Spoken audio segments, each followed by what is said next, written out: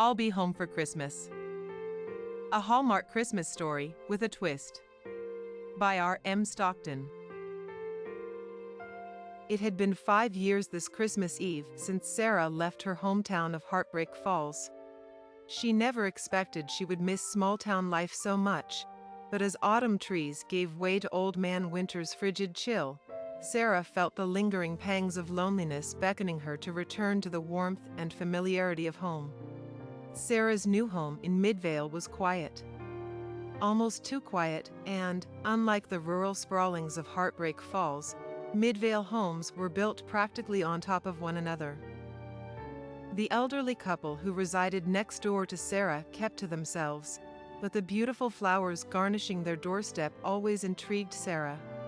Their children visited on holidays, and Sarah could sense an undying bond. These must be sweet, down-to-earth people, Sarah thought.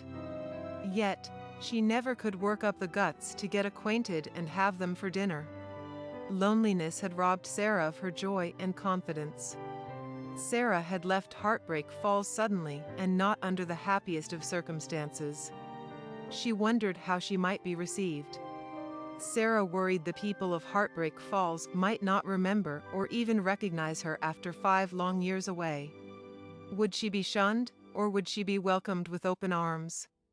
Sarah just had to know, and Christmas Eve was the perfect occasion to find out, she decided. She watched with enchantment as thick snow feathered down with a stiff winter breeze, creating a dazzling frozen wonderland. Sarah worried that she might turn heads for all the wrong reasons now. She'd been a very attractive young woman. Unfortunately, the last 5 years had not been especially kind to Sarah. She had been miserably restless. She was no longer the radiant beauty of her youth.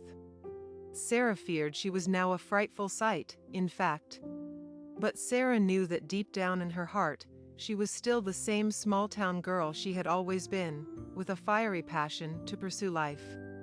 Since departing Heartbreak Falls, however, Sarah felt dead inside. Perhaps a trip home would awaken her senses.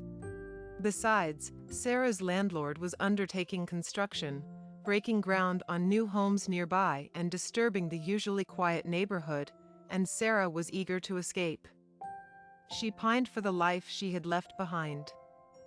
Sarah's parents visited her regularly, but she sensed a heavy sadness in their hearts.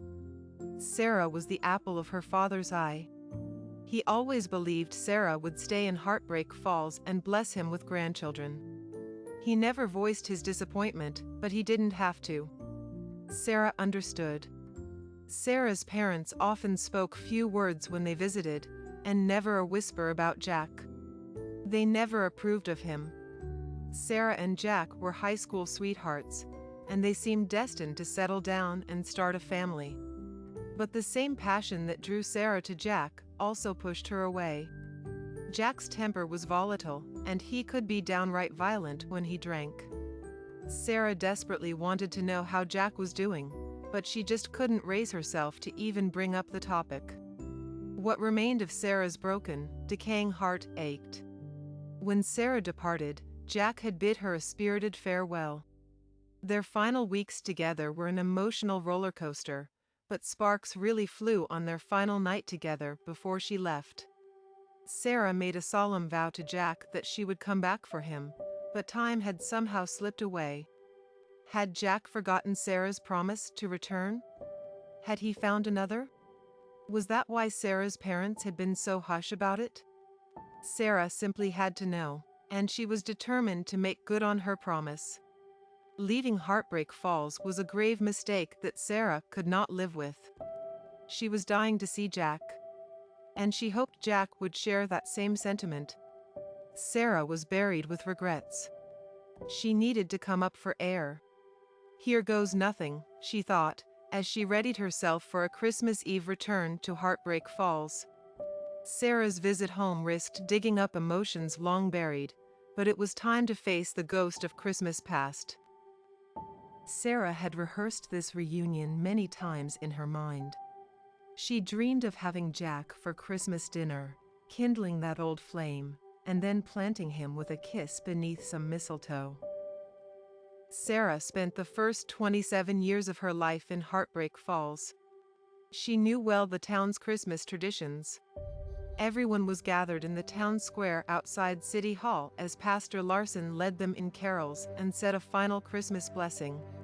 Sarah slipped quietly into the crowd while heads were bowed in a solemn Christmas prayer.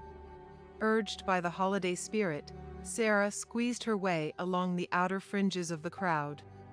As Pastor Larson proclaimed his last amen, and heads turned upward again, a shrill scream shattered the peaceful winter night air. "Oh my God! Zombie!" Sarah had been spotted, and chaos erupted. Some homecoming reception this is, Sarah thought, feeling rather unappreciated. Jack was making a hasty retreat when Sarah caught up to him. "Going so soon?" Sarah asked. "I wouldn't hear of it. I told you I would come back for you." Jack stuttered in bewilderment as he looked into Sarah's lifeless eyes and fell under a hypnotic trance. "But I killed you." When he awoke, Jack found himself fastened to a spit rotating over a bed of coals with a rather large apple crammed into his mouth. There was a peculiar aroma of garlic and herbs. "'Tis the season." As she buttered Jack up to bring out his tenderness, and gave the spit a slow twist to maintain an even outer crispiness. The true hallmark of a perfect roast. Sarah began caroling, Jack's nuts roasting on an open fire. Come to think of it, Sarah always did like Jack for his brains. Toasty and tasty. As chance would have it, Jack now resides in Sarah's neighborhood, 3 rows back from Sarah, at the Midvale Cemetery. Merry Christmas.